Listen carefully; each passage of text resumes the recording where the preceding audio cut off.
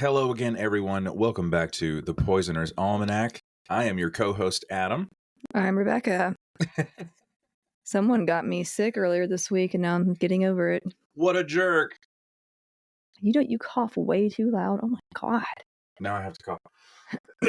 Excuse me. You made me think of it. Yep. I was out sick, 3 days total from work. And then, in America, you just kind of go back before you're ready. Well, I mean, and you gotta eat, Yeah. So yeah, I'm on the back end of it. I'm feeling better. Becca's right in the middle of it. So also, I would like to formally apologize. There are people actually that don't have sick days. Like if they take a sick day, they get fired. Like, at least here, they're not required. Not every place is required to give you sick days. And at this point, our audience, they understand. They understand why that happens. We've discussed enough of corporate America on this podcast where they're like, you know what?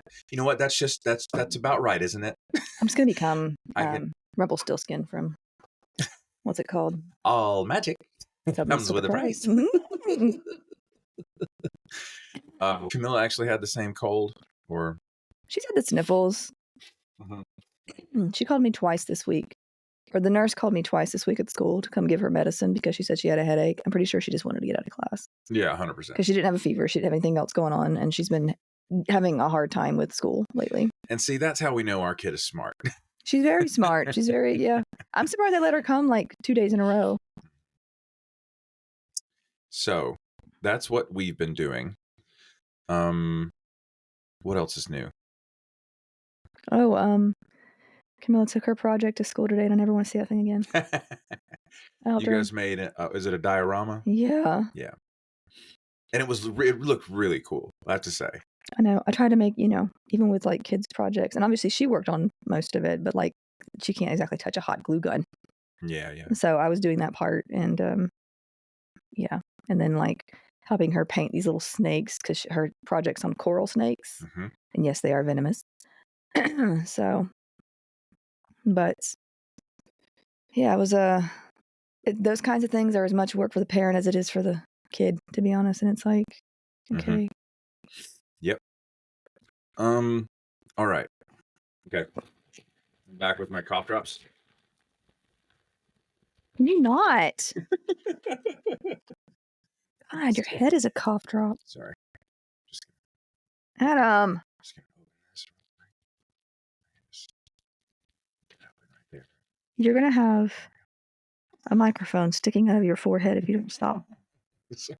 I hate those noises. Sorry. You're not sorry. Story time. I escaped a religious cult 7 years ago. Without going into too much detail here, let me just say it was an extremely difficult journey. My mental health spiraled downhill, and I thankfully had enough presence of mind to seek out a therapist to work through what was going on with me. My therapist helped give me context to all the wild things I'd walked away from. He was kind, patient, and guided me through what my new normal might look like. I had never had healthy boundaries in my life. Therapy helped show me that as a result of being in a cult or high control group, I had never fully become my own person. It's a shocking thing to learn at the age of 32. I learned how to communicate to the people around me what I was going to do and, more importantly, not do with my time, energy, and resources. BetterHelp is the sponsor of this episode, and they're on a mission to make starting therapy easier. BetterHelp is a platform where therapists and their clients can communicate effectively and get the most out of therapy. There's a journal inside the platform for personal reflection, and there are group sessions on a number of different topics available every day. Starting therapy is easy with BetterHelp. Fill out a questionnaire, and you'll match with a therapist in as little as a couple of days. One of the best features of BetterHelp is that if the first therapist doesn't feel like the right fit, you can easily switch to another one until you find someone you really connect with. They carefully make sure therapists on the platform are well qualified, and their customer support team is there to help if you have any questions. With over 7,000 reviews and a 4.5 rating on Trustpilot, BetterHelp is a platform you can trust. If you're struggling and think you'd benefit from a therapy session, go to betterhelp.com/almanac or choose the Poisoner's Almanac during sign up and get 10% off your first month of therapy. All right, that's going to bring us to housekeeping. Be sure to follow us on whatever platform you're listening on. Thank you in advance for leaving 5-star reviews. Those act as a digital tip jar, and it pushes the podcast further into the algorithms and toward the listening ears of listeners like you that would also enjoy the podcast. Make sure to follow us on socials. We got links in the show notes for those. Specifically, the podcast Instagram, Poisoners_Almanac on Instagram. Becca has just recently shifted over to video format for the post over there. Mm-hmm. And I think she's super cute doing it. But you guys let us know what you think about the video. You great. Somebody came in there like, I hate it. That's right. She's not cute. You lie. And I'd be like, okay, that's fair. If you're listening on your phone, screenshot on your phone and then post it to your socials and tag us. And then we will reshare it on our account. And it'll be a big happy share-a-thon. Not a share-a-thon. Yes. The Patreon is up and running. Care Bear stare. There's a link in the show notes to join the Patreon. The perks for patrons include being shouted out on the podcast by name, bonus episodes, the option to leave a voicemail that we will play right here on the old podcast. Speaking of being shouted out on the podcast, those people are as follows: 87 Pens Girl 71, Mara Santiago, Kate the Fairy, Grace Lahan, Genevieve, Nahev Shetreet, Jay Went, Inken Hafner, Kiri Orsek, Tay of Sunshine, Monique, Shane R., Sue Steves, James Mills, Megan Geiler, Liz B., Woolly Wolf NZ, Mama G, Nicole Rivers, Richard Miyako, Heather Nolan, Katie Rose, Kaylee, Sasha Rubel, Maya Showstock, Maggie's Yarm, Ogre de Viking, Lynn Rocket, Brett Moser, Zaid, Neil Houdini, Nicole Crane, Jefferson Vargas, Carmen Q, Sarah G, Knittin' Ninja, Estar, Olive Octopus, Betsy Rich, Terrorsaurus Hex, T-Bug, Kristen Moljati, Morgan Brittingham, Blaufrosch, also known as Clara Jurisons, Vix, Anne Maria, Carl Ziegler Jr., Clyde, Jennifer Wilson Richter, Sarah Michelle Geller. Just kidding. Seriously. Macaulay Sterland, Too Fidgety, Wendy G, Elena MK, Vilma Anderson, Caitlin Martin, Pungrammed 101, Minnesota SPT, Michael McCombs, Tasha, Stuart Slattery, Prim Risen, Simone Valdez, Christian Scradergard, Tina at Have Not Had My Coffee, Maria Ann, Bonnie, Oma D, Rynell Alara, Kristen Arnold, Aaron Carey, Lynn Simpson, Melissa Emmel, Desiree Davis, Jennifer Ramirez Johnson, Alexandria Ocasio-Cortez. Just kidding. Dalek Party, The Warped Witch, Sometimes Jules, Mr. Slave, Dizzy Dancer, Creative Otter, Yadmit, Supergirl Sway. And please welcome the new patrons, Rachel, Anja Brandt, I believe is how you say that. It's A-N-J-A. Sounds right. Anja? No, Anja's much cooler. Now watch her name be Anja, and she can be like, excuse me. Disappointed and embarrassed. Also, Ebby. Thank you all so much for supporting the podcast. Send us questions or content suggestions to the podcast Instagram with a comment or a DM. And leave us a voicemail whenever you like. And I'm going to repost a link in the Patreon so that everybody can jump in there and leave us a voice message. And also, we got I got an email from somebody who's, I think I mentioned their comment on YouTube. Somebody had, let's see, I'm looking at the email now. They say, I wish I could be a patron, but I'm just not financially able to. They're on disability. I get that. Mm-hmm. They're on a fixed income. Life is expensive. It's expensive to roll out of bed in the morning. Mm-hmm. But yeah, I think this person had one of their parents passed away, and they listened to, they're watching our video. I can't remember if it was a comment on a video or the podcast on YouTube, but they said, when I watch you guys' content, it's the first peace I've felt since my mother passed away. I feel like you've mentioned this before. Did I? I thought you did. Okay. But this person made you a birthday card. Aw, and they want to send it to us. So I, that's so I sweet. yes, they say they're very crafty, so they enjoy doing crafts. That's fun. They can't be a patron, so they made you a birthday card. That's very nice. It's very nice. Very kind. Thank you. Very kind. Thank you very much. And I've replied to the email with an address that they can use to send it to us. So yeah, that'll do for housekeeping today, I think. Look at you. Well, hang on. My coffee's cold, and I don't appreciate that. I just warmed this stuff up too. In the microwave? You did. I saw you. And I don't put things I don't put liquids in the microwave too often because I know that's atrocious to most people. I do have a kettle, believe it or not. When I make tea, I do not put it in the microwave. I know people get after Americans for doing that, but I do not. Thank you very much.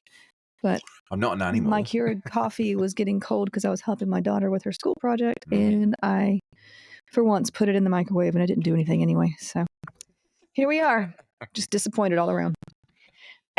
But welcome to Inattentive ADHD, the podcast. Oh my God. Like it's funny though, because like you would not believe, I'll have to share like some sort of there I go again. I'm gonna have to share some sort of things with the what is it, like the outtakes where the things I edit out, because like there's so many like pauses, especially when I do my bonus episodes. I'm just like 100%. I just start making noises, or I'm just like looking around, or I'm like, where am I at? And like so much of that gets like, you want to give the people the director's cut. Yeah. And it's kind of funny, and but like it's also like, is she gonna say anything else? Oh, there she is. Okay. You don't remember. Yeah, it will. Yeah. Pause for that long? Yeah, and like it'll be like a 36-second pause. I'm like, oh my God. You're like knocking on the laptop screen, like, Becca, you awake? You don't think 36 seconds is a long time until you find that pause in your own, stuff. So anyway. Oh, just a quick heads up for the people. We have begun preparations, and you all let us know what you think. We've begun preparations to possibly do a companion podcast to the TV show Severance. I don't know if you guys are watching Severance. If you're not, it's so fun. That's why nobody likes you. So if you watch Severance, that's not true. It's the best show on TV. It's you say that about like every show you get into, though. No, I'm excited because you're actually excited about a show. Yeah, I do like this show. Yes. It's kind of a psychological thriller. Don't ruin everything for me, thanks.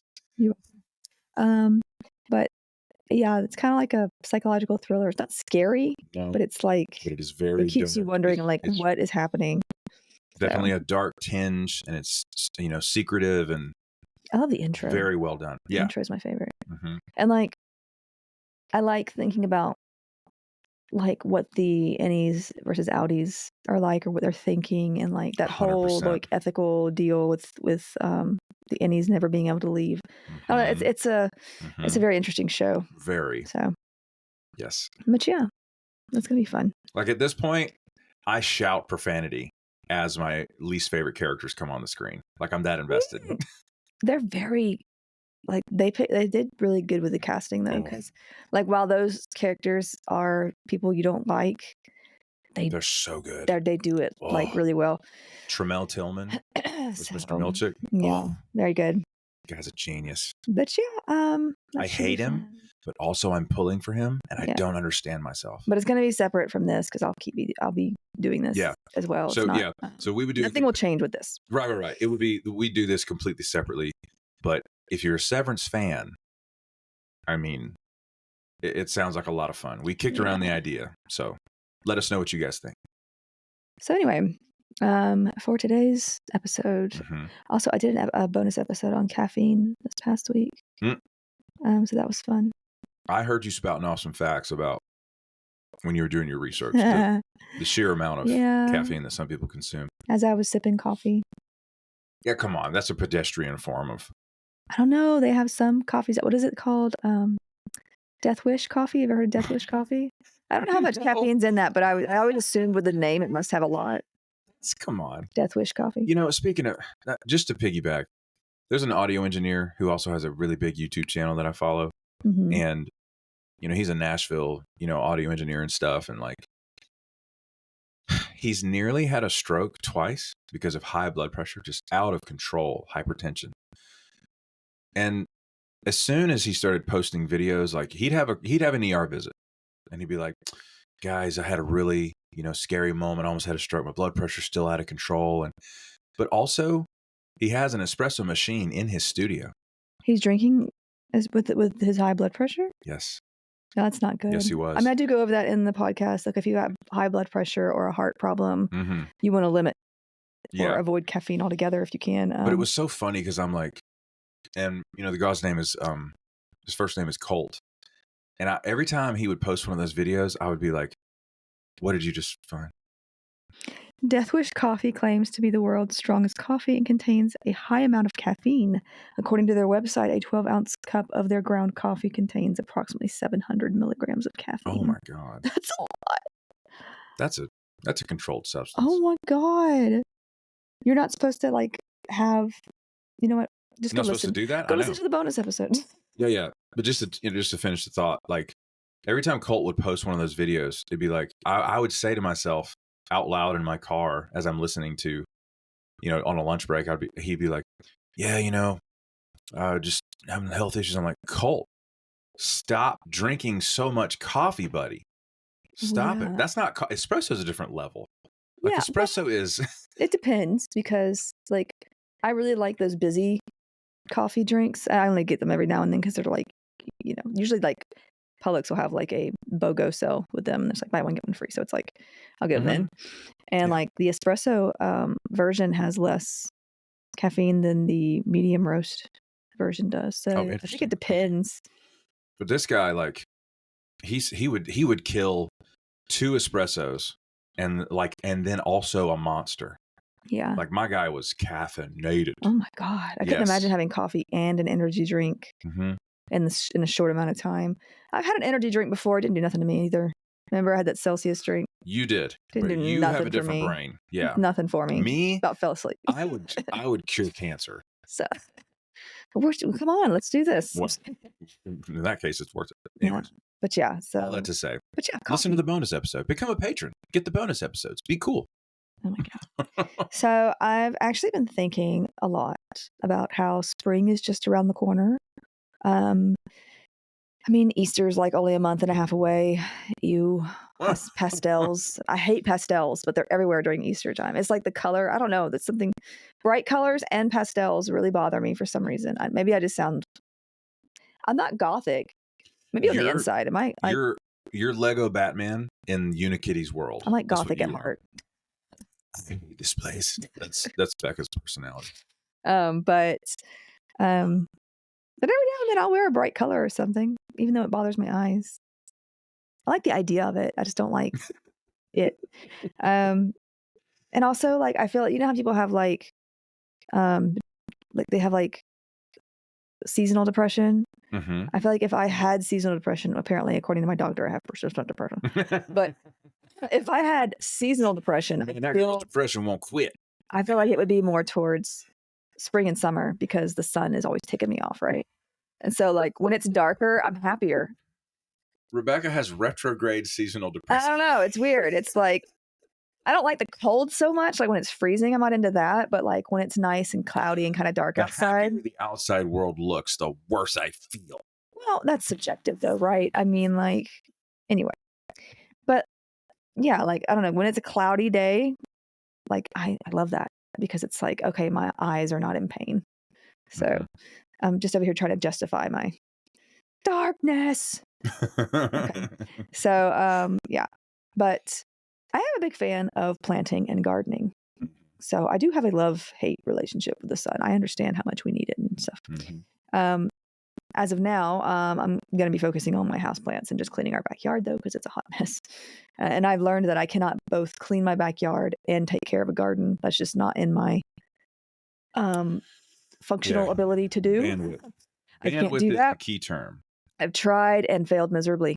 So while I do want to discuss poisonous plants that are common in gardens and such pretty soon, I went down this whole internet hole on murder cases involving pesticides. Ooh. So I kind of want to look at those first since they're not often well understood or even used properly by those unaware of the dangers of some of them. They can also have an environmental impact as well. So we've mentioned some pesticides in the past, though you may not have seen them as much as pesticides. Arsenic was used in rat poison. Cyanide has been used in pesticides, as has thallium, strychnine, lead, mercury. So all these like heavy metals or poisons we've talked about that were common in murders of the past, and still some of them are used today, I guess. They were actually, a lot of them were actually in pesticides at one point. Now we discussed Agent Orange. That was one of the few herbicides used during Vietnam War to clear forests and brush and all that. So we have covered many pesticides already, sort of. I mean, arsenic was once so easy to procure, mainly because it was in rat poison. So it became a weapon of choice for many independents or money-seeking spouses. Hmm. But what of the synthetic organochlorine pesticides like DDT and the organophosphates? Because Can't forget them. Those are pretty rough. What is their history, and have they been used for any nefarious purposes? I want to discuss what those are and how they affect the body and how they've been misused. So, because I feel like when it comes to pesticides, we all seem to like, especially if like you're our age, you've heard of DDT and you're like, ooh, DDT, that's a bad one. But there's worse ones out there. But I want to discuss why DDT got banned and oh yes, all that stuff too. So yeah. So first, let's get the lowdown on a brief history of pesticide use overall, because the need to keep pests away for agricultural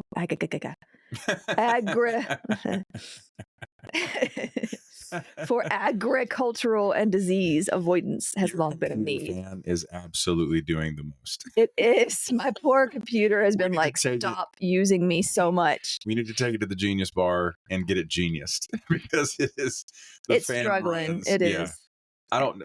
And I've tried. I don't have anything else going. Oh yeah, use the task manager to see like what the CPU load was. Yeah, but I'm always down here like, oh wait, my Cricut's open still. I made a Rage Against the Machine t-shirt the other day. Yes, you did. And that's really cool. I was like trying to do something else, and then I was like, I'm gonna make a t-shirt, and then I forgot what I was doing otherwise. So you know, what would be cool? But I just quit. A Rage t-shirt. Yeah. Because why not? So yeah, hopefully you can't hear my fan. It's like, no, I don't think you can. It'll be. So yeah, the earliest recorded use of pesticides was in 2500 BC by the ancient Sumerians, who used sulfur compounds to control the insect population there. Other such civilizations as the Egyptians and the Chinese used arsenic and mercury in their pesticides. In the mid-19th century, you see a lot of arsenic, cyanide, lead, etc. used in pesticides, as well as with widows collecting inheritances. Heyo. Of course, with World War I and then World War II, we see a lot of pesticide use as chemical weapons. And we've talked about that a little bit. We're going to go over it a little bit more too. We discussed this a bit in past episodes, including the use of hydrogen cyanide in concentration camps during the Holocaust. Hydrogen cyanide was what that pesticide, the Bhopal explosion? When methyl isocyanate, when it reaches a certain heat, it can turn into hydrogen cyanide gas. Or like one of its byproducts can be, yeah. Right. Okay. So, yeah, that wasn't cool. They weren't even supposed to be making that particular chemical over there. So, anyway, in the late 19th century, a fungicide called the Bordeaux mixture was created in France, same region as its name, actually, using copper sulfate and quicklime. This mixture was commonly used in vineyards to protect grapes from powdery mildew and downy mildew. These fungi affect other plants too, such as like cucumbers and squash. I think if you've ever had like your own little garden outside, you may have seen some of this stuff on the leaves. It's annoying. It also helps against potato blight. It is under strict regulations in some countries now because of copper / heavy metal pollution, from that. It accumulates in the soil like a lot of heavy metals, and bioaccumulates up the food chain as well, like a lot of heavy metals or persistent chemicals do. Now, synthetic pesticides like DDT were not being used until the mid-20th century. DDT actually stands for dichloro-diphenyl trichloroethane. Gotcha. And it was created back in 1874 by Austrian chemist Othmar Ziedler. It was not understood to be a pesticide, however, until 1939 by this Swiss chemist named Paul Hermann Mueller, who also found it to be effective against arthropods. They have like those exoskeletons, so like this is something that can attack them without them having to ingest it. It can like actually kill them on contact, that kind of thing. Mm-hmm. It was used near the end of World War II to prevent the spread of such diseases as malaria and typhus. It was actually known then as a sort of miracle pesticide, which, if we've learned anything on this podcast, saying something was a miracle is often a red flag, like leaded gasoline, radium. Yeah. All of those things. So, yeah. We glow in the dark. It's great. Yeah, if it's involved with making money, I'm pretty sure miracle is, you should take that with a grain of salt. So, assault with a deadly weapon. So Mueller actually won a Nobel Prize for discovering the usefulness of DDT as a pesticide, which is kind of ironic considering how it would later be banned. Did they give a Nobel Prize for the person who figures out, oh, that kills people? I don't think so. Now, its application mainly involves the spraying of its liquid form or dusting of a powder form onto farmland. Sometimes you've seen like planes dusting crops and stuff. They also use it in other areas for protection against pests, or they did. In the U.S., DDT began being sold commercially in 1945, but there were some concerns about it being bad for the environment. There were even articles in magazines like Time magazine in 1944, 1945-ish, warning that there were these poisoning symptoms that were produced in laboratory animals when exposed in small doses. And symptoms there were shivers, paralysis, and occasionally death, along with the evidence that the poison was cumulative as well. Yeah. So everything you need to say, stop using that. Yeah. So DDT, according to this 1944 article, quote unquote, is a definite health hazard. So even right before it was released for commercial use, it was already known that it could cause some stuff. You said 1944? Yeah. I love us. I love us so much. Because it became sold commercially like 1945. So Now it was huge for the economy, however, which is all that matters, I guess. Yes. So it was being sold by various. It's a great piece of land. I tear house down, build 2 more in his place. Hold on. God. Love that You didn't tell me movie. you were going to tear the place down. You didn't ask. For the dishes. For the dishes. For the pay. house, we pay what you ask. Sorry. We're just quoting one of our favorite movies. If none of you are on this journey with us, we understand. Father of the Bride, Part 2. Oh, this was Part 2. Mm-hmm. Wasn't he the singer in Part 1, though? He was. That is Eugene Levy. Hey, whoa. Yeah. Oh, my God. Eugene Levy, who is Daniel Levy's dad, who both played in Schitt's Creek, one of the best TV shows ever made. Which is great. So, but back to DDT. David. You, David. Okay. So it was being sold by various companies under various trade names. The pesticide was actually injected into walls and wallpaper, mattresses, and clothing. Yeah. Why? Housewives often used DDT to wipe out annoying pests. They would douse their own pets with this stuff to kill fleas. And their dogs. The main concern for some scientists and environmentalists was its persistence in the environment and its detrimental effect to pollinators like birds and other wildlife, and its eventual effect on humans as well. A book titled Silent Spring, written by Rachel Carson and published in 1962, brought many of the environmental concerns to the public's attention. Carson was a marine biologist, conservationist, and writer, and this particular book of hers went after the idea that it was okay to indiscriminately spray or use DDT as it was actively killing other wildlife than just the pests that it was for. She would term the substance a biocide instead of a pesticide and argue that DDT and other synthetic pesticides were also harmful to humans through the contamination of soil, water, and bioaccumulation in plants and animals. Take a bath, hippie. Oh my God. Just kidding. That's probably what the feedback was.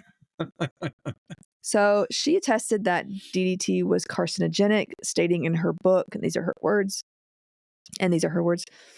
in laboratory tests on animal subjects, DDT has produced suspicious liver tumors. Oh. Scientists of the Food and Drug Administration who reported the discovery of these tumors were uncertain how to classify them, but felt there was some justification for considering them low-grade hepatic cell carcinomas.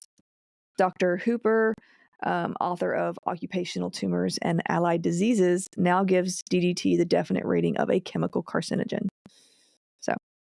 Wow, so she connected it to cancer. Yeah. That's wild. And I don't see with a lot of these chemicals, that's going to be kind of, if it kills pests, it's probably doing something bad. Totally. You too. Totally. I hate to say that, but here we are. Yeah. Now, obviously, there's like natural ways, like I know some people keep the spiders and stuff away with like different oils and stuff, but that's more of a keeping them away sort of thing than a killing them sort of thing. Yeah. Are you talking about like neem oil?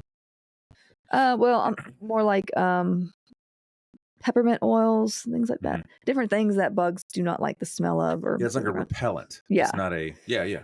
So there are things like that. But like when it comes to like things that quickly kill pests, it's probably not healthy in any sort of way for you to be breathing in or touching and then ingesting or whatever. So I keep coming back to the American military's history with just, Agent Orange and the burn pits in the Middle East and all that stuff. And I'm just like, did you guys not have a single chemical engineer on the payroll at the Department of Defense that could have said, you know what, if it kills a square mile of jungle in 24 hours, probably going to give the boys cancer? I don't know. But just me. The thing is though, like, especially in wartime, they don't consider, or they consider any losses to have been worth. Yeah. And they do that. They do that too with these kind of pesticides and stuff, because like it's like, well, we used this during the war. It was this is what they signed up for, basically. Same thing they said about healthcare professionals with COVID. Absurd. It's absolutely absurd. I'm sorry. As a healthcare professional, I actually did not, bro. No, I didn't. I'm sorry. That's never going to be true. But like, if you talk to any Vietnam vet or an American Vietnam vet, the stories. Yeah. It's just, I was literally texting back and forth just a second ago with about going to see a patient today, retired military. He told a VA physician, the physician asked him, what was your MOS? He said, aircraft maintenance.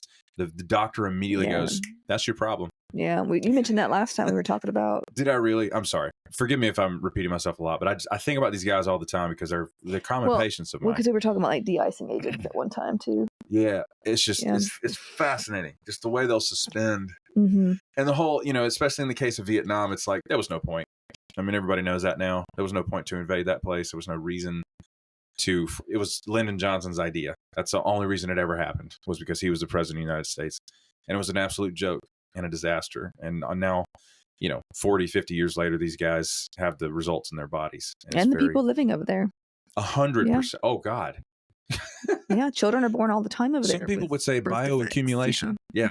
Anyways. But yeah, she also made it clear that if DDT was being used so often and so much, that the insects it was actually aimed at killing, which would be mosquitoes. And look, I get it. We live in the South. There's mosquitoes every freaking where. I actually don't get bit. I can't complain. I don't get bit very often by mosquitoes. They don't like my blood. They love mine. I'll go over in a minute. Like mosquitoes do spread disease, so we need some way of getting rid of those vectors of disease. And I know for a fact our county, I'll see the utility trucks spraying every time the season comes around. We have pest control come here because, the critters, especially when it gets warmer, Sure. Fact of life, man. Yeah, there's some critters around here that I am not a fan of. So that's right. I can't kill them myself, though. I'm a coward when it comes to, like, I put them outside. I'm one of those people. Like, I know. You're very kind soul. I don't, I am not. And like spiders, I don't mind spiders. I'll put spiders outside. You don't. Spiders go after like the nasty bad ones that try to like. They do. Some people might call it an ecosystem. Yeah. But yeah, it would simply make these mosquitoes resistant to it. And she was right. Um, she said, and this is her words again, the world has heard much of the triumphant war against disease through the control of insect vectors of infection, but it has heard little of the other side of the story, the defeats, the short-lived triumphs, and now strongly support the alarming view that the insect enemy has been made actually stronger by our efforts. Even worse, we may have destroyed our very means of fighting. Yikes. So there are some insects that have become used to DDT. It doesn't really. That is fascinating. Flies, some mosquitoes, they've become immune to Wow. DDT. So she disclosed a bit of history in her book as well, reminding the public or teaching them if they didn't know this, that in 1957, the government went on this raid to stop fire ants before doing much, if any, research into the application of pesticides, especially these certain pesticides, dieldrin and heptachlor, on the environment and wildlife. They just went ahead and treated like 20 million acres of land in 9 southern states, like in total. The consequences of this included numerous birds, horse, cattle, and other wildlife being found dead, and the pesticide not even controlling the pest that it was aimed at. It didn't even make a difference. Heptachlor was actually banned from being sold in the U.S. in 1988, as it is a persistent organic pollutant and has been known to cause liver tumors and irritation of the eyes, skin, and airways, leading to breathing problems. Dieldrin was banned in 1987 by the EPA, as it is a known carcinogen and has a detrimental effect on reproductive health, development, and liver, gastrointestinal, and neurological health. It may also lead to Parkinson's disease and diseases like it. Yikes. Yeah. Okay. And we're going to talk about another one that's been kind of in ads about that particular thing. So, like, have you been exposed to this and now have Parkinson's? Mm-hmm. That you may be entitled to compensation. There's a lot of that in America, and you have to like weed out like what's yeah. Because I think for a time there was this thing about Tylenol causing autism. I'm not even joking. And I was like, are you kidding me right now?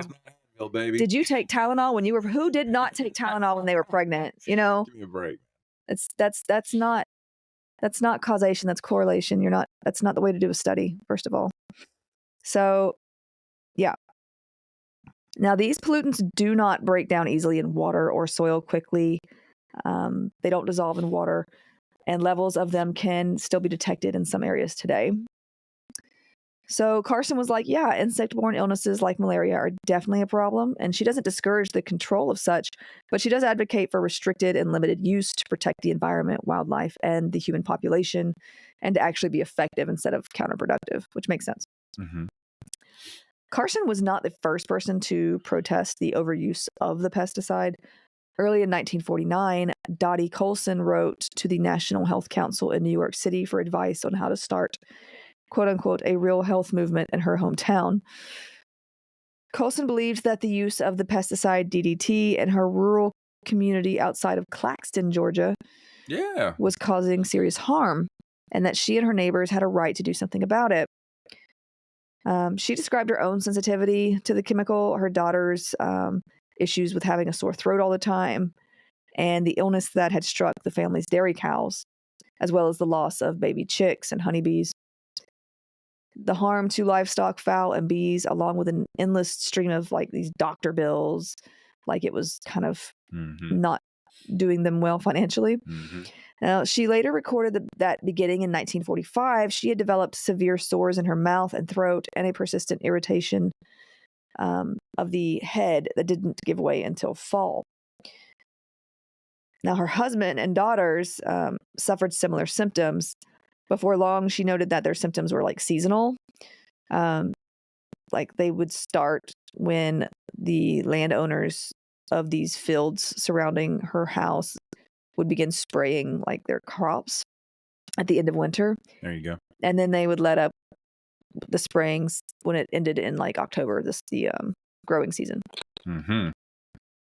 Now the sprays and dusts coated everything on their farm. They covered the cow pasture, vegetable garden, fruit trees, chicken coops, open feed boxes, water pans, clothes, bedding, anything that was hung out on a line. Oh, and man. everything and everyone in the house if the windows were open when the spraying began. Mhm. Their chickens were dying and their livestock were sick too. So, there's a lot of that. Now, in 1963, the year after Silent Spring was published, President John F. Kennedy ordered the Science Advisory Committee to check out her claims, and they came back with, yeah, actually, she's right, and we need to stop using persistent toxic pesticides like it. Mhm.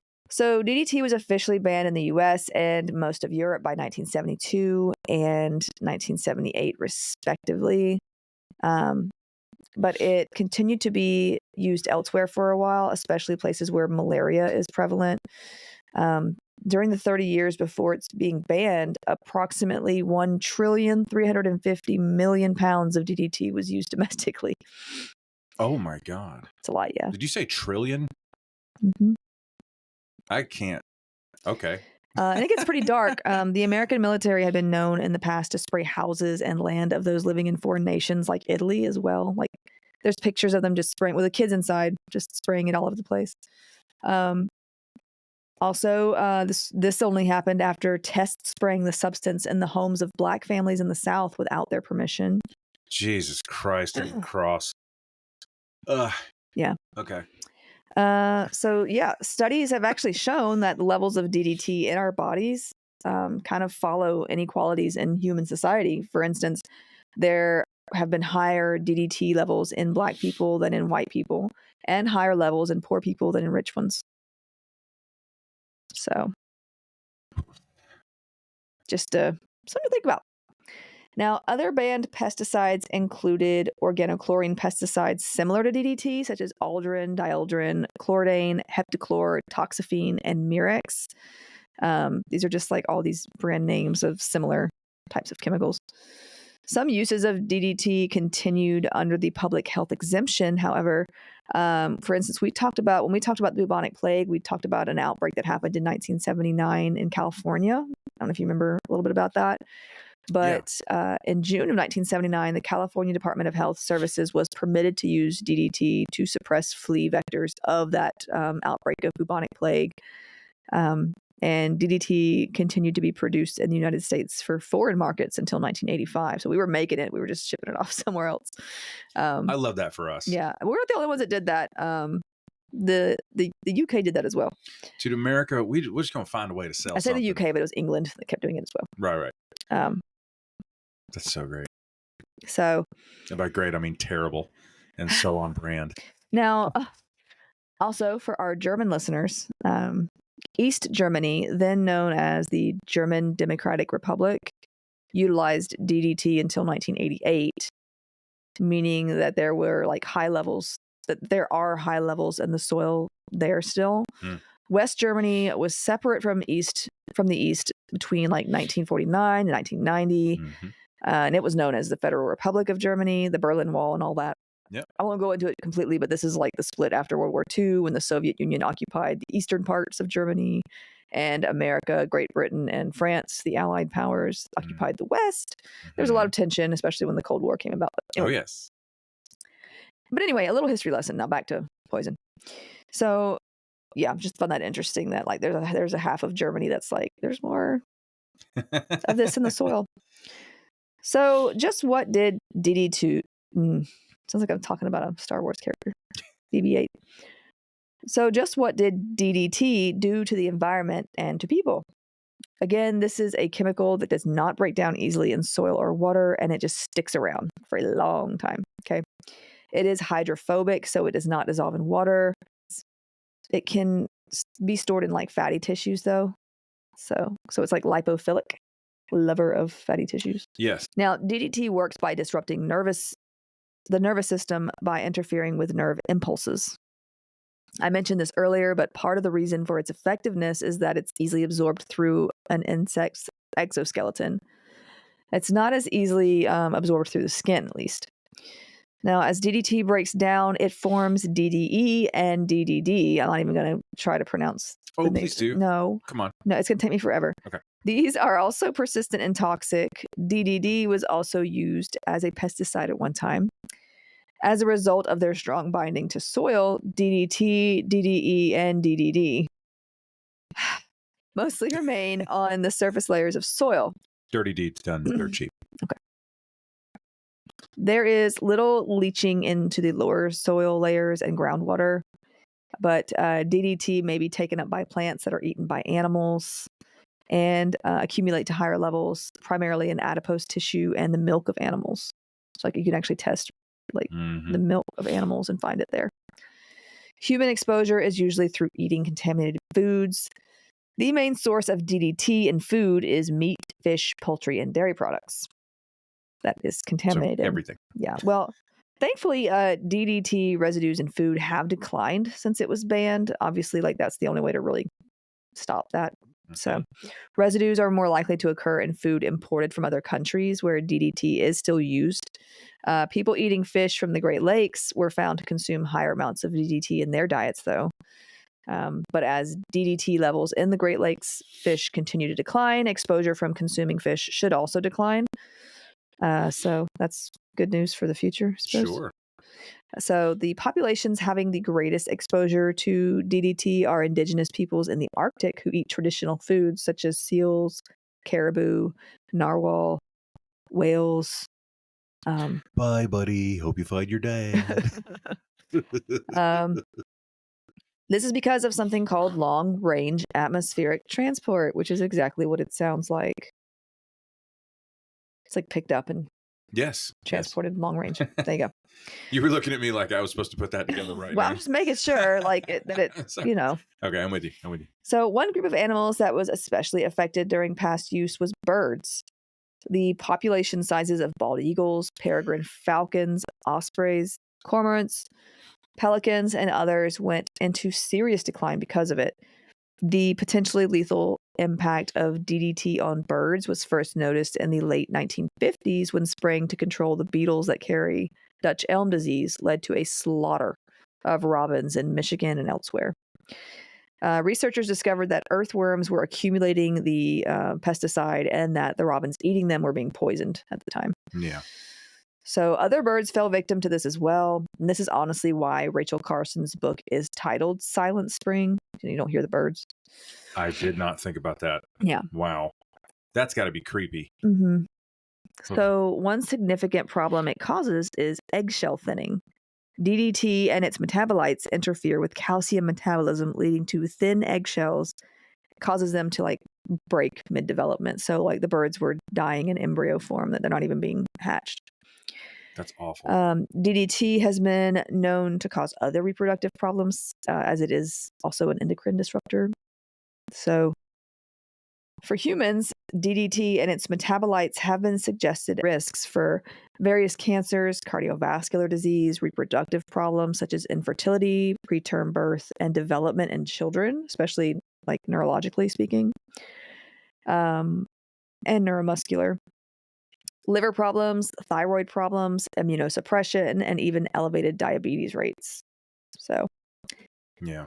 Now, levels in the U.S. are declining, but Mexico continued to use DDT until the year 2000. They have their own, disease-carrying insect problems, I'm sure. Mm-hmm. During the 30 years... Wait, I already said that. I must have put that in there. DDT is also still being used in some countries, mainly in Africa, because of the prevalence of malaria, typhus, yellow fever. I was just about to say, yeah. Every time I think about insect-borne diseases, I immediately go to malaria. Well, it's you have to weigh the cost of, because malaria is a huge killer. Sure.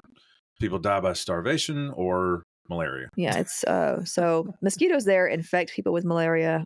This illness kills a lot of people every year, especially in young children, those under 5. Yeah. In 2023, there were 263 million cases of malaria and 597,000 deaths worldwide. 94% of cases and 95% of deaths occurred in these African regions. So malaria is something we're going to discuss in a future episode too, because it's a big one. So pesticides are sort of this double-edged sword then.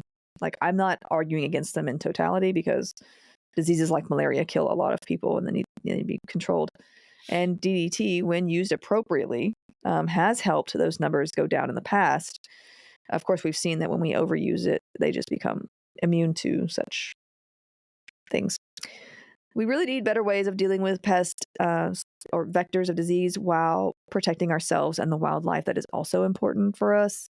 Because remember, birds of prey also help with pest control. We need them as well. We can't just, not think about them. We also need pollinators like butterflies and bees. One main issue with this kind of thing, like many things, is money. So you'll find... You're not going to believe this, but money's involved. Well, I read this thing where they were like, can we track illnesses like that? Can we track like people who are getting this DDT in their system to see how it affects them later? Can we track that? Like, oh Lord. And people were like, well, and like a lot of the companies that were like, that's too expensive. We're not going to do that. Like it's not in their interest. So they're not going to. No, you never ask for funding of a longitudinal research study from the companies that make the stuff that's killing people. They're never going to consent to that. But yeah, you'll find that most of the people who are super like pro DDT and pesticides or whatever, they're somehow making money off its success or have the privilege of never actually having to deal with its effects. On the other side, there are those who are against the use of pesticides completely, but don't live where malaria is endemic or understand the need for pest control in those places very well. So it is a hard situation. And I think the best way to kind of handle this thing, this is just my opinion, is to go where the facts are and see what keeps humanity and the environment in a good balance, as good a balance as possible, to be honest. Like we don't want people dying of malaria. But it's like, we also don't want to poison the planet. Yeah. So it's a very difficult balance to you don't want to deal with. So it's a catch-22. Well, like also like, they could die of malaria or they could die of cancer from the stuff you're getting rid of malaria with. It's a rock and a hard place, man. It's kind of a one or the other. Yeah, I don't like the idea of pesticides like that. Those particular kinds of pesticides, but I also hate disease spreading insects, so and that's a view you can have. Maybe it's naive, but I do hope we find a better and safer way to eradicate diseases like malaria and typhus and dengue fever and others. There's so many. So I listened to a podcast a while back that covered this place called the Rodale Institute, which is a agricultural and farming, what would you call it? It's like a test farm. It's like a laboratory. It's like the farm version of clinical laboratory science and investigation. They hold seminars for primary doctors to come learn about nutrition and stuff, and they're constantly running experimentation with inputs and outputs and pesticides, trying to find ways to optimize the process. And I just think, do we have enough of those places in the United States? Like, I think it's privately. I think they might get some federal funding, but like it was started privately to begin with because it was the founder was a wealthy benefactor. He just happened to get fascinated with agricultural science. But now considering this issue right here, like I'm thinking, is there enough money being thrown at that problem? Because the capitalistic urges can kind of just fold that stuff down, but at the same time, like, there's got to be there's better options than DDT. There's got to be, like, I don't know. It makes me want to leverage whatever ingenuity is in the United States to find a better option. I think and there are actually worse pesticides than DDT. DDT is when we talk about organophosphates, you might find DDT rather mild, to be honest. But so it's going to get worse. Is that what you're telling me? Yeah. But I think one thing I've heard of people of scientists doing is the whole sterilization thing. Like they sterilize one gender of the population of mosquitoes, yeah. and then they release those. A while back, we ran across an article way back about how this was. I've done that in a few areas, and it has shown some promise. It has worked. I think they did that in Florida recently. Of course, people were like freaked out and they're like, they put tracking things on the, I don't know. Oh my God, They that is got what weird. it was. They got weird about it, but Oh my gosh. it was That's essentially, so funny. it's technically to get rid of disease spreading mosquitoes, not to. Well, Florida, this is why you got to stop banning books, folks. Yeah. So here we are. Anyway. So I went looking for any acute poisonings with DDT because, contamination, exposure over time, and bioaccumulation obviously can look different than, say, a large acute dose being ingested. I found a few reported cases of accidental ingestion by people confusing the pesticide with flour. Oh, is it look the same? Like it's a white powdery? powder? So it can be. Oh, okay. It can be in liquid form too. And this reminded me of when is it the mental hospital, like the guy confused Yes. the fluoride powder with flour. Like the fluoride powder was there to kill roaches or something like that, but they had it in the same area. So don't do that. Yeah.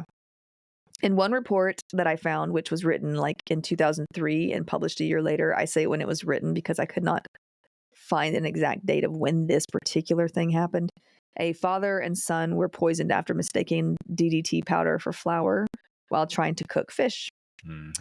I tried to find more details of where this happened exactly, but they were trying to make me pay $64 to get beyond the abstract of the paper.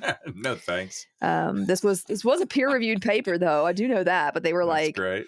Yeah, if you want more, you got to pay for it.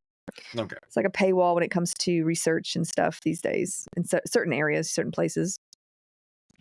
Now, the father and son were admitted to the hospital ICU after enduring convulsions and loss of consciousness, and both were intubated. They both ended up with severe metabolic acidosis, and the son was diagnosed with acute renal failure by the second day after poisoning. They were treated carefully with fluids and monitoring, and after about 2 weeks, they did recover. So that's what I know about that case. In another report that I read, a group of starving war prisoners mistook DDT for flour and baked bread with it. Oh, dear. Those who ate the most bread suffered lasting neurological damage, but they all did survive. There was a case in 1954 in Taiwan in which a family ate DDT contaminated pork dumplings. Within 2 to 6 hours, 7 out of the 11, family members had such symptoms as excessive perspiration, nausea, vomiting, convulsions, headache, increased salivation, tremors, tachycardia, which is a high heart rate, and cyanosis of the lips, meaning they're probably not getting a whole lot of oxygen. Right. Cyanosis is bluing, by the way. It's like bluing of the lips. Those ill were given enemas of saline, as well as magnesium sulfate, and they recovered a few days later. I imagine that could not have been fun. Wow. You'll come to realize that with pesticide poisoning, treatment usually involves purging, or at least with organochlorines and such. Treatment involves purging or stomach pumping and fluids, and then just waiting while treating kidney issues or any other complication that arises. So the main body systems affected by DDT poisoning include neurological systems, the liver, and the kidneys. Another case that led to a fatality occurred in 1948 when a 58-year-old man accidentally drank some DDT. It was like a 5% solution or whatever. There have also been incidents of children and pets dying after ingesting DDT accidentally. One recent point of interest that I found was that in the fall of 2020, a story broke on the front page of the Los Angeles Times. This isn't that long ago. It featured a striking image of a barrel sitting on the floor of the ocean, emitting an eerie phosphorescent glow. Over the past decade, the story explained that scientists had discovered thousands of barrels of acid sludge, which is a byproduct of the manufacturing process for the pesticide DDT, that had been sunk off the coast of California. Yeah. Oh, enormous quantities of DDT waste had seeped out of the barrels and into the surrounding environment. But there's also been radioactive waste found in the area too. So, do you guys want super villainous creatures? Because this is how you get them. Okay. That's amazing. Or Ninja Turtles. I don't know. I mean, Ninja Turtles would be cool, but anyway, moving on. All I can see is that scene from Ninja Turtles 2 where Go, Ninja, Splinter go. Splinter puts the canister back together and April O'Neil goes, TGRI? These turtles. Anyway. Yeah. A little too raff. I used to love those movies. God. Pizza Dude's got 30 seconds. Oh, good times. So let's discuss a worse kind of pesticide. Okay. DDT is an organochlorine. So what about the organophosphates? You may remember the term a little because we have had a few episodes involving a subcategory of these nerve agents. Mm-hmm. Remember when we discussed sarin gas and Novichok, for instance?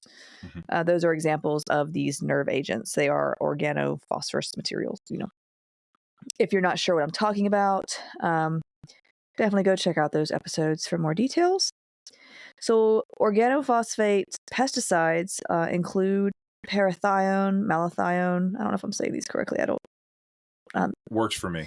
I don't do I don't work in pesticide or agriculture. So chlorpyrifos or clopyrifos, diazinon, dichlorvos, phosmet, and others.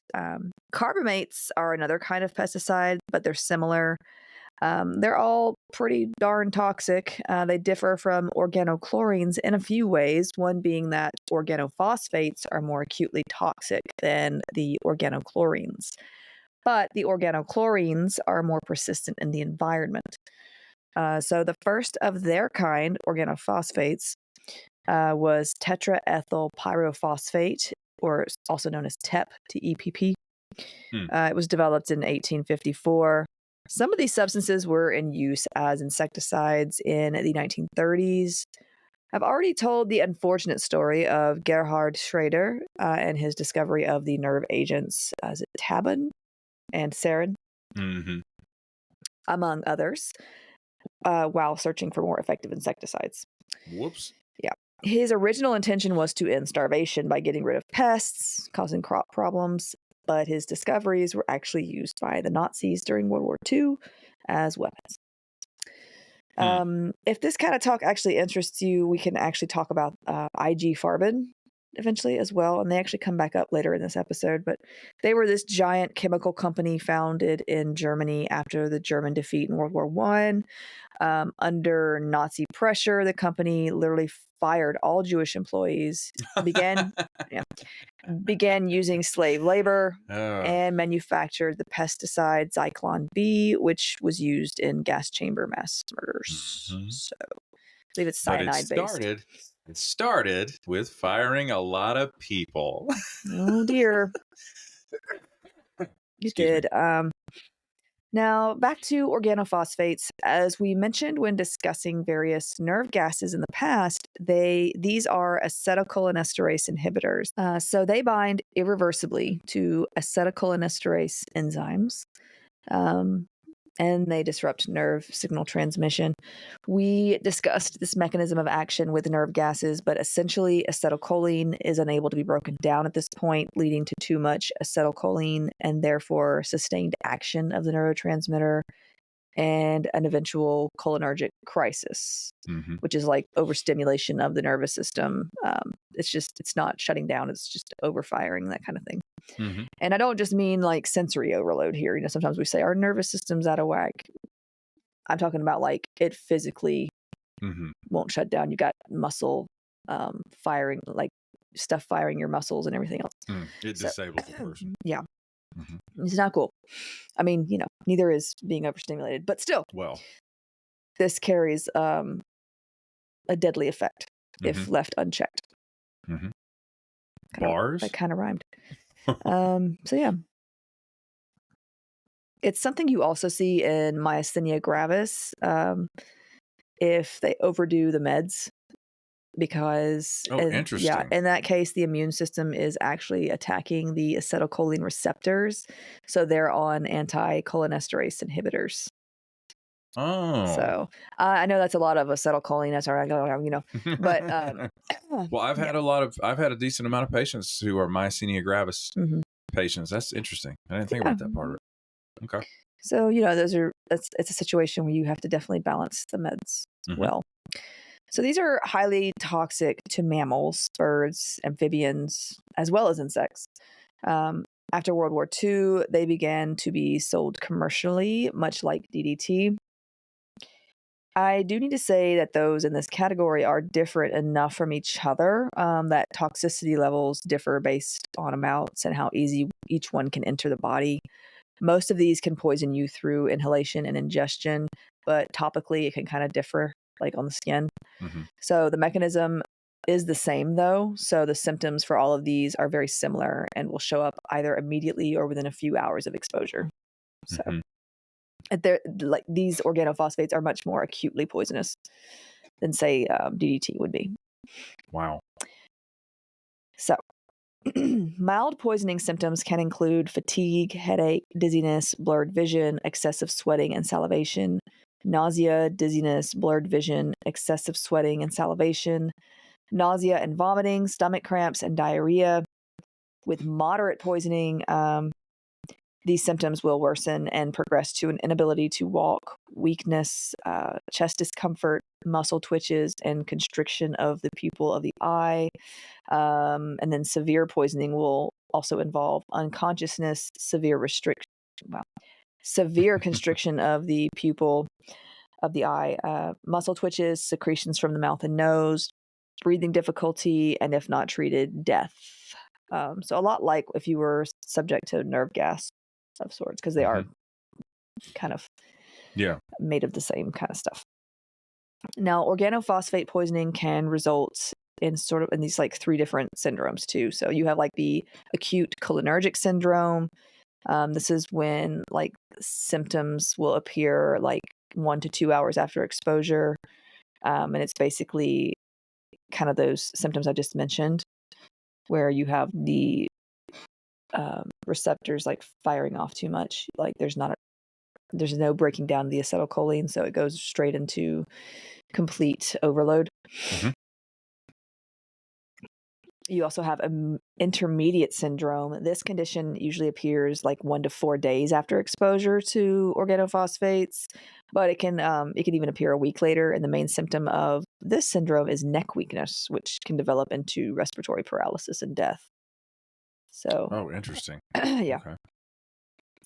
And then the third, organophosphate poisoning induced delayed polyneuropathy, which is kind of what it sounds like. It can cause neuropathy that's delayed. So carbamates, I mentioned earlier, they act similar to organophosphates, producing the same signs and symptoms. Carbamates also inhibit cholinesterase, but their action is reversible, unlike with the organophosphates, so they can quickly be reversed by the body. So the illness caused by carbamates is usually not as severe or as long-lasting as that caused by organophosphates. So they're kind of similar, but different also. Some organophosphates have been banned in the U.S. and elsewhere, including diazinon, ethoprop, tribuphos, and phosmet for health reasons.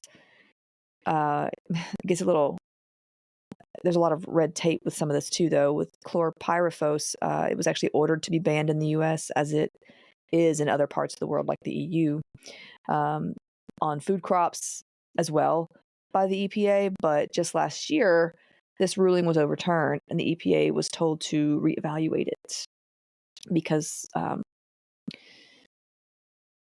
people like to use this on their farms, and they don't want to give that up. It's probably an effective, cheap method of getting rid of pests.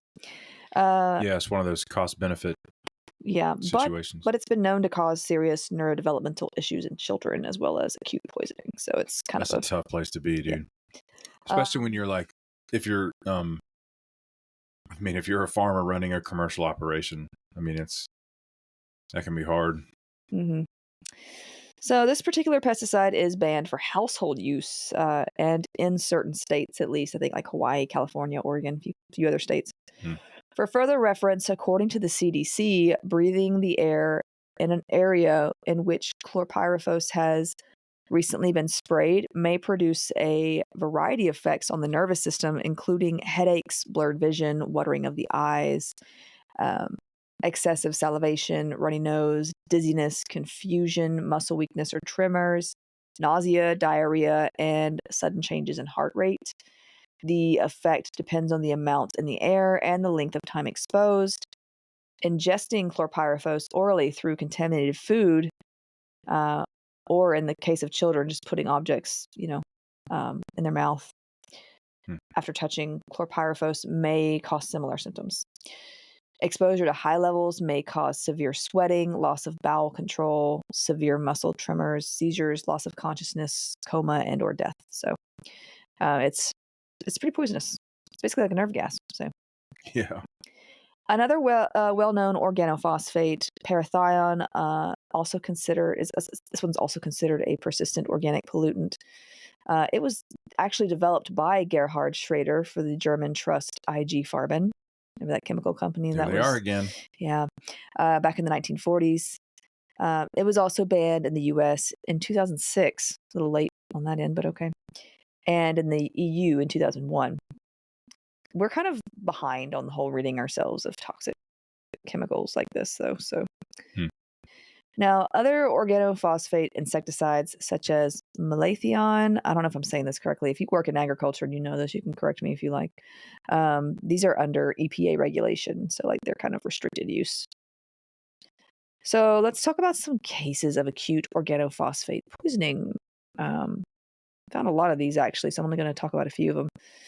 Between 1956 and 1964, 30 children died of parathion exposure, at least one through inhalation. In January of 1976, 79 people in Jamaica were poisoned by parathion and 17 died as a result. There were 3 incidents of poisoning at 3 different locations, but all involved the consumption of food made from flour from the same lot. Parathion in concentrations of less than 1 to 9,900 parts per million was identified in flour from 6 bags in this lot. The bags of flour had come from Western Europe, and it was found that the most likely point of contamination was at the European port that it shipped from, where food ingredients and pesticides were stored in the same warehouse. Yikes. For some reason. Don't do that. Why would you? Okay. I remember hearing a case of, it was these 2 kids that had, it was E. coli. Was it E. coli or salmonella? It might have been salmonella. And like salmonella can just do more than just food poisoning. Like you can end up with a lot of issues, like long-term issues. Your kidneys can fail. There's a lot of stuff that can go on with salmonella poisoning. Not every time, but it can be pretty serious. Okay. And these kids ended up, when they were trying to figure out like where did they get salmonella poisoning from, right? Like turns out they ate ice cream that had been in the same truck as raw chicken. Yikes. Which, why would you do that? Don't do that. Okay. So just, a lot of time it's kind of scary when you don't know like how your food got to you and if it's been contaminated with anything. Not to terrify people. I already have anxiety. I'm sorry. Babe, your thoughts are like cars going across the road and you're trying to cross the street. I'm like that scene in What We Do in the Shadows where, what is it? Laszlo has that hat with the stupid bloody curse on it. And like he goes out in the street and he gets hit and he gets hit again and he gets hit again and he gets hit again. That's me with my thoughts. Okay. So that? So yeah. In May and June of 1986, 49 people in Sierra Leone were poisoned with parathion after eating contaminated bread, likely the flour that was used. These incidents occurred at 2 different times in 2 different places, but not very far apart. It was later found that scrapings of residue from the floor of the truck that had brought the wheat flour from the mill to the general store where the baker purchased it were positive for parathion, suggesting that the flour had been contaminated during transport. 14 of those 49 people died. So, yeah, parathion has actually been a pretty common insecticide in India. There was a whole outbreak in Kerala. I think it's Kerala? Kerala. Are you just saying that? No. The many mutual Indian friends we've had are from southern India, from Kerala. In Kerala, in southern India. Now they nimbly roll that R. Kerala. as one does as a native Southern Indian speaker. Kerala. But yeah, Kerala. For the Kerala. English speakers, they'll just pronounce it Kerala. But if they're speaking with someone who's also native, they'll pronounce that R. Kerala. The native way. Yeah, It's like that. Is that how you say it? Kerala. Kerala. Mm-hmm. I'm doing my best, y'all. Yeah, Rolling R's is not my strength. and it's a different rolling of the R from, say, Spanish, French or Spanish. Okay. Yeah, I was just thinking of Spanish in particular, but yeah, it's I don't know, the nuances of accents like that, they're very pleasing to me to notice. So yeah. So yeah, this is in southern India. And this happened in April and May of 1958. There was quite the panic because there were like 828 cases of poisoning and 106 deaths reported. Out of these, 360 cases with 102 deaths were definitely proved to have been caused by the poison, and 40 cases with 4 deaths were suspected of being caused by poisoning, but the rest were not genuine cases. It's kind of hard when you have to differentiate between poisoning and like other things going on too in a place like this. So, right. Yeah. Now, in all proved cases, the patients had consumed food containing flour or sugar contaminated with Folidol, which is the trade name of the Bayer product of E605, which is marketed as an insecticide under a variety of names, but it had parathion in it. So also known as Experiment 626. Yes. At first, some of the cases were thought to be strychnine or DDT poison. It's actually pretty common for people to use those as a method of ending one's own life. So, strychnine is actually pretty commonly found there. Mm-hmm. But ultimately, the typical clinical picture of organic phosphorus compound poisoning led to the correct diagnosis of it being the insecticide. Mm-hmm.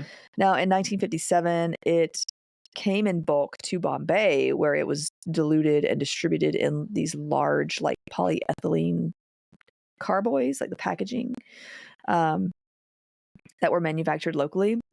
So like 55 of these packages arrived in April of 1958, and like 15 of them were found to be defective and 6 had leaked, spilling like 12 gallons of this Folidol over like large shipments of food in the same hold. Which is another reason why you should do that. Mm-hmm. The spillage was noted on arrival, but was not reported to health authorities. Even though the packages were clearly marked poison, they had been declared quote-unquote harmless chemicals in the shipping documents. So, not cool. In 1997, a Chicago man was charged with illegally purchasing 485 gallons of the toxic pesticide methylparathion in Mississippi and transporting it to an extermination service that applied it to about 1,000 homes and businesses in Chicago. He illegally purchased it? Yeah. Yeah, James E. Allen, he knowingly conspired with other individuals between 1993 and early 1997 to illegally obtain and supply methylparathion to Reuben Brown so he could use it inside residences and businesses to kill insects and other household pests. I'm guessing he got that like cheaper and sold it off. Yeah, whatever. Yeah, much bigger profit margin. I mean, Brown knew about it. So he pled guilty on July 24th, 1997 in Chicago to federal charges of spraying the toxic pesticide in the homes and businesses of his pest control clientele. Whoops. He was sentenced to 1 year. So there you go. Got it. He's probably out doing the same thing now. I'm kidding. Yeah. So use of pesticides, mainly organophosphate pesticides, are common in India, like I said, and other countries where these pesticides are easy to acquire. And they are used as a method of suicide in many of these places. In many Indian reports, the rates of poisoning as suicidal method range from 20.6%, with 10.3% of those incidents being organophosphorus materials, to 56.3%, 43.8% of those being organophosphorus, as opposed to like other poisons. Mm-hmm. In hospital-based studies, mortality rates associated with pesticides have been reported up to as high as 50 to 70%. Mm-hmm. I actually found a study done in India on the lethality of organophosphate pesticides because there were just so many cases. Yeah. This particular study involved 100 cases of those who had attempted suicide with organophosphate pesticides. In this case, they stated that they got informed consent from family. There were 68 males and 32 female attempters. The mean age and standard deviation of male and female attempters wasn't all that different. So it was like they were around the same ages. More women was about 90.6%, in contrast to the men. 70.6% were married, which kind of says something about the way women might be treated in that society. Wow. But out of the 100 attempters, 26 died, 19 males and 7 females succumbed to the attempt. Alarmingly, 22% of attempters were 20 years old or less. 17% of them were between the ages of 18 to 20. Mm-hmm. However, all of these particular individuals, the younger ones, did survive. But yeah, it does support that reports of adolescents are a major risk group for suicide attempt, at least in this area. Those attempters who did die were more in the age groups of like 31 to 40 years and also like 51 years and up. So, and those who did die, it was typically due to respiratory failure after the fact. Yeah. So this is also common in other countries, not just India. More than half of global deaths from pesticide poisoning occur in China. On June 22nd, 2022, a 21-year-old Ethiopian female who was a university student, she was actually admitted to the emergency room with nausea that had been present for 2 hours and increased salivation. So this also happens in other places like Ethiopia, just basically places where this is easy to acquire. This kind of stuff is easy to acquire. Sure. Now, in her case, at 4:15 p.m., she drank organophosphate insecticide. 2 hours later, she was brought to the student clinic in the university by students in her dorm with symptoms of nausea and of semi-consciousness, kind of going in and out of consciousness. She had no prior history of neurological or psychiatric illnesses. She had never before been known to attempt suicide, but 3 days before her admission, she had quarreled with her boyfriend, become extremely depressed, and decided to try dying by suicide. So, wow. She had also had persistent vomiting, increased salivation through the mouth, chills, progressive sweating, breathing difficulties, and dizziness. She did have a gastric lavage once there to, clean out the stomach, and was also intubated with ventilation 8 hours later. She was hypotensive and having trouble breathing at that point. They gave her, oxygen. They also gave her atropine, which you'll find is helpful for those who have gone through a nerve attack. Atropine is like, it kind of reverses the effect of those organophosphates when it comes to the acetylcholinesterase stuff. So, which is funny because atropine in itself is a poison if used. Right. So. Chemistry, baby. Yep. So, yes, she got that as well as a sort of antidote to help with that. But within 3 days, she had recovered and had been sent back to her university, hopefully with some mental health care. So these are just some of the poisonings that I could find involving organophosphates. There have been other cases involving different pesticides that we didn't mention, such as one that involved a Delaware family that traveled to St. John in the Virgin Islands. This family, including the parents and 2 teens, became ill while on vacation in March of 2015. 6 others also became mildly ill. A lot of them were actually trying to help this family when they were going through this, but this family endured seizures, and the 2 teens were they were put in a medically induced coma for several weeks due to this. 6 months after the incident, the father was still dealing with tremors and speech problems and fine motor movement. He was saying how he couldn't even turn pages of like books, kind of thing. The mother had less exposure and had recovered better, but the 2 teens suffered a lot of neurological damage, and even at 6 months after, were struggling to eat, walk, and even sit up on their own.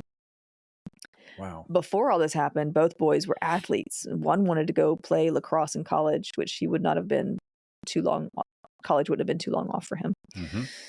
It turns out that the Terminix located there, they have a Terminix there, but the manager was using methyl bromide, which is under highly restricted use because it's dangerous to the environment. It's only legal to use for agriculture, like not in hotel rooms or where they were staying as it was used. But it's apparently very effective on the powder post beetle. It bores into wood and is prevalent throughout these islands. So even though it's not legal to use it in residences, some pesticide companies apparently fumigate with it anyway. It is a highly neurotoxic organobromide and can cause lung damage, respiratory distress, obviously neuro problems, and death. I'm immediately wondering what chemical it was that the exterminator used when we had our house sprayed for bed bugs. I wonder which one it was. I don't know. I had it, for those of you who don't know, I'm a physical therapist that does home health care. I went to a patient's house and they gave me bed bugs. I mean, they didn't like hand it to you with a No. bow on top. I got it from being in their house. Yeah. And that was a whole saga. But you basically... It was awful. You have to have your house sprayed and you can't be in the house for 3 days? Mm-hmm. You have to let it aerate. I was pregnant at the time too. You might as well have been 15 months pregnant. It was rough. It was, and we had just moved to this location. We had just moved into that house. It was a brand new house, so it wasn't the house. What a time to be alive. Yeah. And they never bit me though, that I know of. I never got bit by these things. You did. Okay, that's enough out of you. They never bit me. I don't get bit by bugs. They don't like me. They don't. So, I'd love to. Next time I run up on somebody who works in pest control and be like, "Hey, what is the actual name of the chemical you guys use with spraying for bed bugs?" It was rough though. I did remember that. It was rough. It was stressful. Just knowing that they were there was like, I can't stay here.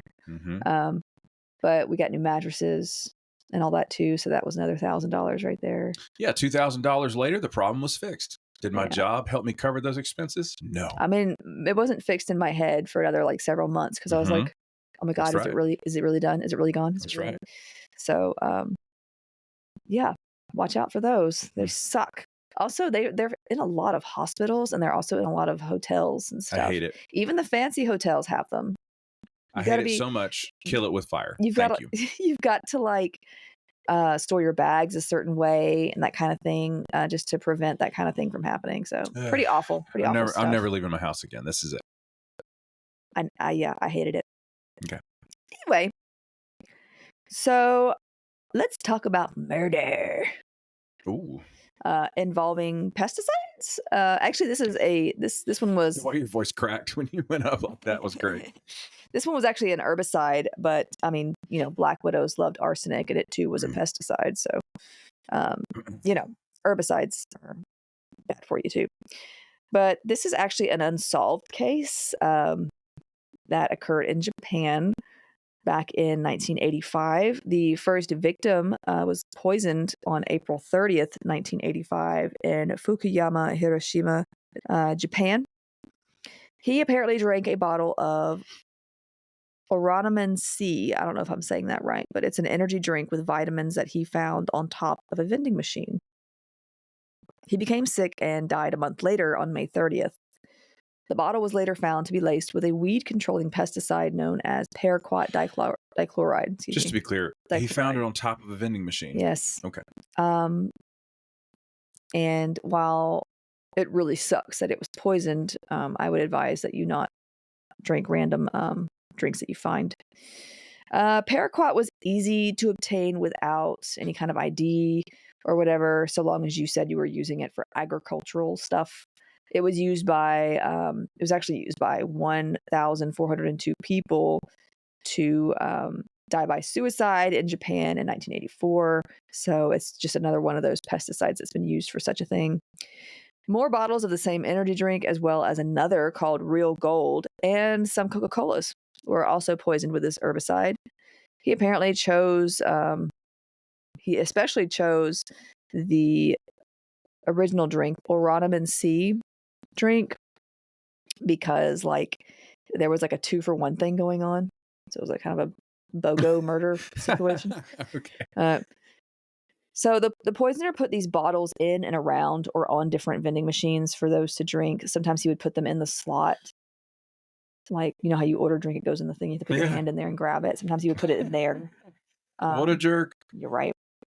So on September 5th, 44-year-old executive Takashi Sakai, he drank 2 vitamin drinks and died 6 weeks later.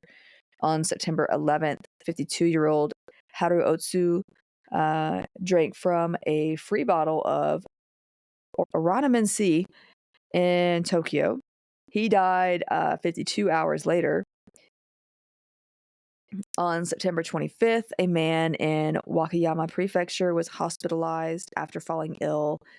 And on September 26th, a 40-year-old woman in Shizuoka Prefecture became sick. There was also a 17-year-old girl from Saitama, and she's believed to also have been a victim of these poisons. Now, the poisoner was never caught on camera. There was no physical evidence that could lead them to anybody. By December, this poisoning spree had left 35 sick and 10 people dead. And it was reported by some that the number may have actually been 12. So they're sticking with 12, to be honest. 12 dead, which would make this the deadliest product tampering case in history. Mm-hmm. And I'm guessing the second would probably be the Tylenol cases, the cyanide and Tylenol. So there were also some potential copycat crimes that dealt with poisoning milk in schools and in drinks at convenience stores. Like, seriously. And as a response, the police started putting warning labels on vending machines and just giving pamphlets warning others to throw away any free drinks given by vending machines. But yeah, the guy or girl was never caught. And so... That's wild. Yeah. Killed 12 people. But yeah, that was the paraquat murders. Now, paraquat is actually the other one I was thinking of related to Parkinson's. I've seen so many ads being like paraquat can cause Parkinson's if you've been around it, you know. So I'm not sure of the details, but it wouldn't surprise me considering most of these deal with neurological issues or like cause neurological issues outside of cancer. So it wouldn't surprise me. But yeah. But that's what I have for you on pesticides and how they poison not just the environment, but people as well. Mm-hmm.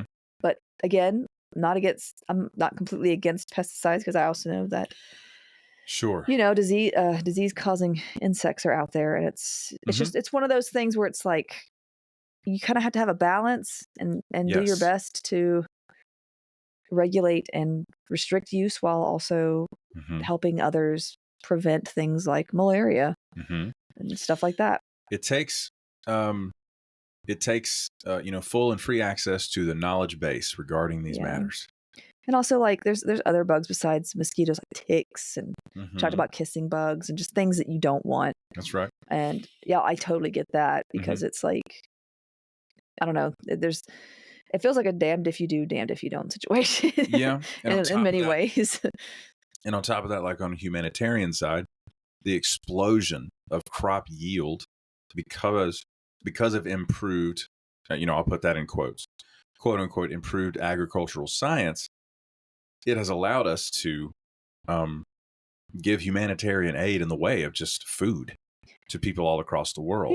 Yeah. I mean, but we don't want to do that at the expense of the environment or the lives of people, of course. That's completely counterintuitive. Yeah, but people have to eat too, and you have to make sure that people got to eat. There aren't, because there are critters that will destroy crops too. So it's like you want to provide people with food. It's like that one guy, he created those. He originally was trying to find ways to end starvation, but of course, the people decided to use those as weapons. So there's that. That is a noble goal. And also people who there are people who are probably like, well, I don't have to worry about it because I eat organic. Organic does not mean that they don't use pesticides. That does not mean that. Yes. It doesn't always mean no pesticides. Organic can be grown using pesticides, so long as they meet the USDA's National Organic Program criteria. Sure. It can just mean it's classified that way. But then you got to get granular and actually figure out what was involved or not involved. Also, like, call me cynical, but you're so cynical. People could easily. Sorry, you told me to say it. People could easily just put a sticker that says organic on things and be like, "Yeah, you can. It's organic." You can. People, look, I don't trust people. Because Jess, people are the worst. They put these stickers on there and they're like, "Yeah, it's organic. Now pay me 50 cents to $1 more at least." There you go.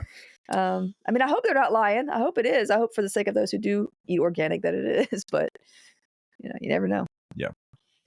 All right, folks, that's going to do it for today's episode. Thank you all so much for listening, and we will see you in the next one. Bye. Bye-bye.